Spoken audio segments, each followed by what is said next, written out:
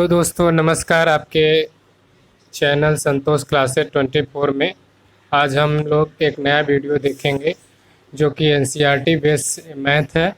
और आज हम एनसीईआरटी में पढ़ेंगे वृत्त से संबंधित कुछ टॉपिक है, जैसे कि वृत्त की परिधि और वृत्त का क्षेत्रफल, उसका जो फार्मूला होता है वृत्त की परिधि 2πr और उसका जो क्षेत्रफल होता है πr²। तो उसके बारे में आज हम लोग पढ़ेंगे और देखेंगे। तो आप लोग ज़्यादा से ज़्यादा चैनल को शेयर कर दीजिए जिससे हम सभी तक अपना पहुंच बना सकें। तो आइए हम लोग देखते हैं वृत्त की परिधि और क्षेत्रफल। ठीक है, तो वृत्त की परिधि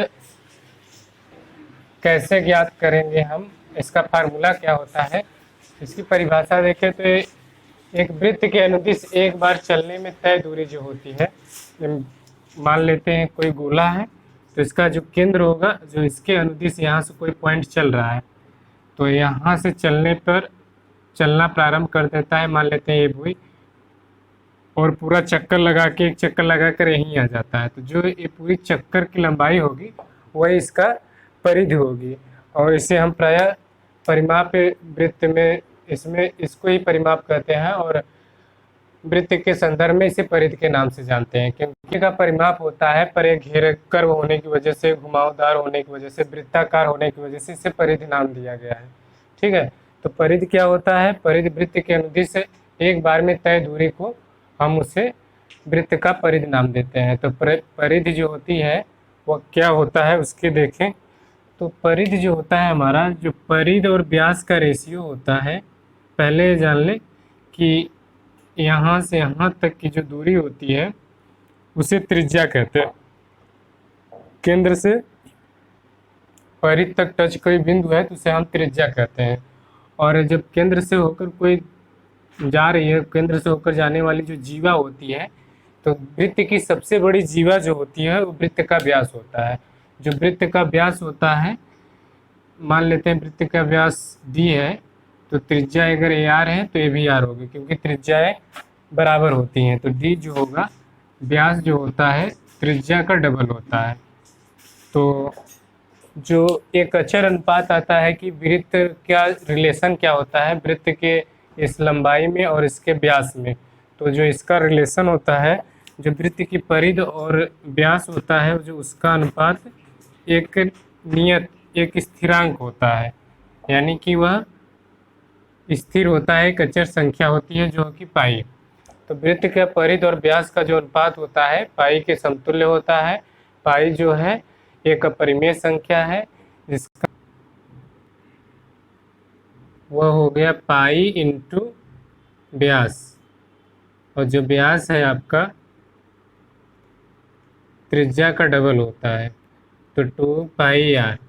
तो आपके वृत्त का जो परिधि है वह 2πr आया।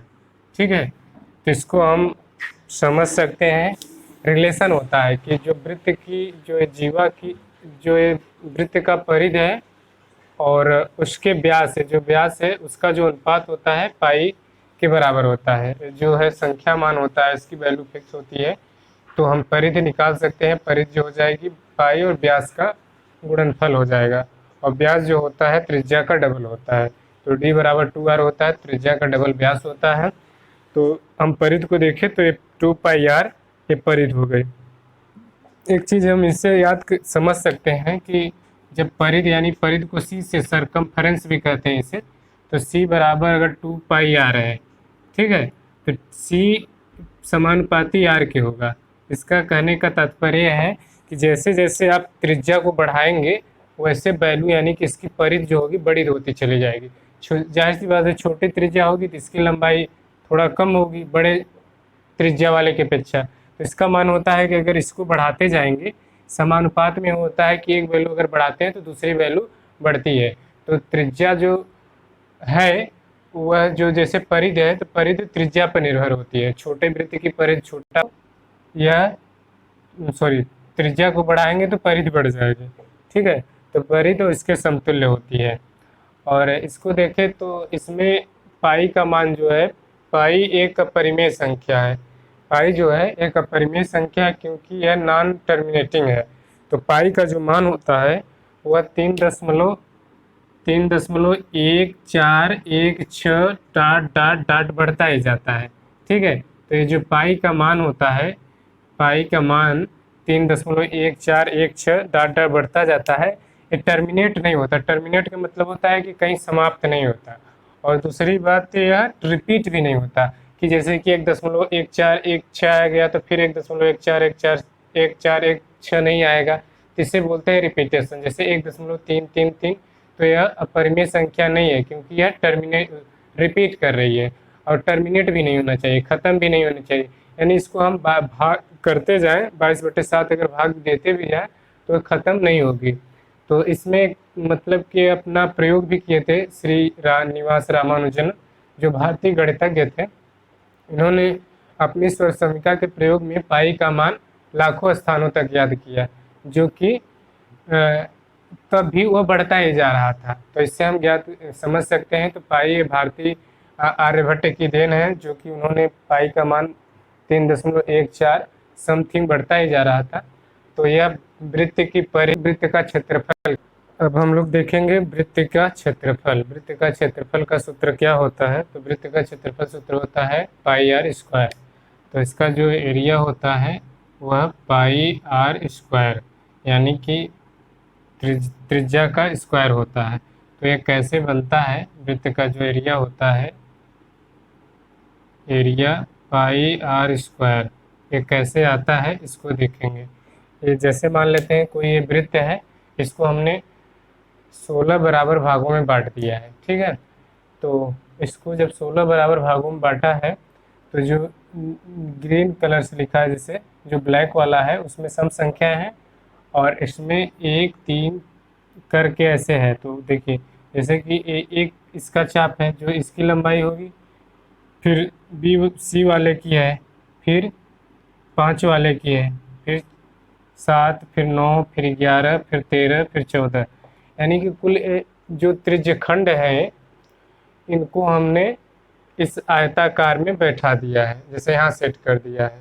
ठीक है, जब सेट कर दिए हैं तो एक आयत बन गया है, और आयत बनने की वजह से हमें इसकी यह लंबाई मालूम हो गई, और जो चौड़ाई है यह त्रिज्या ही है। तो ये जो त्रिज्या के बराबर इसकी चौड़ाई है, यानी ये आर है।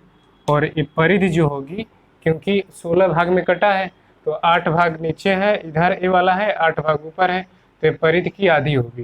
तो जितना परिधि होगा उसका आधा करेंगे तो इसकी लंबाई हो जाएगी, और इसका जो ये भी उतनी होगा, आधा होगा परिधि की, और इसकी जो चौड़ाई होगी वह त्रिज्या होगी। तो इस आयत का जो क्षेत्रफल होगा वो वृत्त के क्षेत्रफल के बराबर होगा।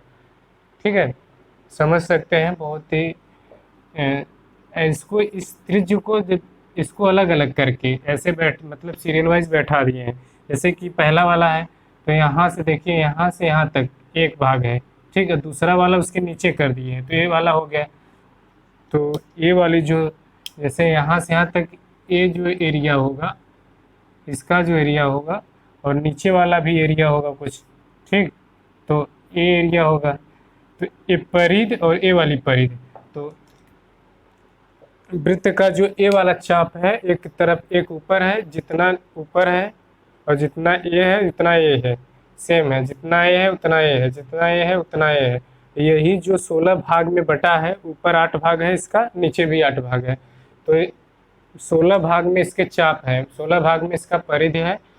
तो 8 भाग नीचे है, 8 भाग ऊपर है, तो इससे हम कर सकते हैं 8 भाग है तो परिधि का आधा है। तो हम इसका जो क्षेत्रफल होगा वही वृत्त का क्षेत्रफल होगा। तो वृत्त का क्षेत्रफल जो होगा वह आयत द्वारा बनाए गए क्षेत्र का क्षेत्रफल के समतुल्य होगा। ठीक है, तो वृत्त का क्षेत्रफल यह एनसीईआरटी से है। इसमें इस तरीके से समझाया है, हल करने की और विधि है, पर इसमें यही समझाया है। 1/2 इसकी लंबाई हो जाएगी, लंबाई इसका क्षेत्रफल निकालेंगे तो लंबाई 1/2 यानी परिधि है। ये पूरी लंबाई है इसकी, 1/2 कुछ नहीं, ये मतलब परिधि का आधा भाग है और ये परिधि का आधा भाग है, तो दोनों जोड़ेंगे तो ये पूरा परिधि हो जाएगा। और इसकी जो चौड़ाई है वो त्रिज्या के बराबर है। तो ये परिधि क्या होता है? 1/2। वृत्त का जो परिधि होता है 2 पाई आर। ठीक है, ए आर, और 2 से 2 कैंसिल हो जाएगा, तो हो जाएगा पाई आर स्क्वायर। तो ये जो क्षेत्रफल होगा इसका, इस तरीके से हम समझ सकते हैं, मतलब डायग्राम के माध्यम से, कि क्षेत्रफल इसको कैसे निकाल सकते हैं, टुकड़ों में बांट करके क्षेत्रफल ज्ञात कर सकते हैं। ठीक है, अब इसके बाद हम इससे संबंधित सवाल हल करेंगे, वृत्त का क्षेत्रफल कैसे और वृत्त का परिधि ज्ञात करने के लिए क्वेश्चनों को देखेंगे। तो इसके लिए अगले वीडियो में रहेगा, नहीं तो वीडियो लंबा होगा। तो आप लोग ज़्यादा से ज़्यादा इसे शेयर कीजिए और सब्सक्राइब कीजिए, जिससे सभी लोगों को फ़ायदा हो सके। आज के लिए बस इतना ही, मिलते हैं नेक्स्ट वीडियो में, तब तक के लिए धन्यवाद।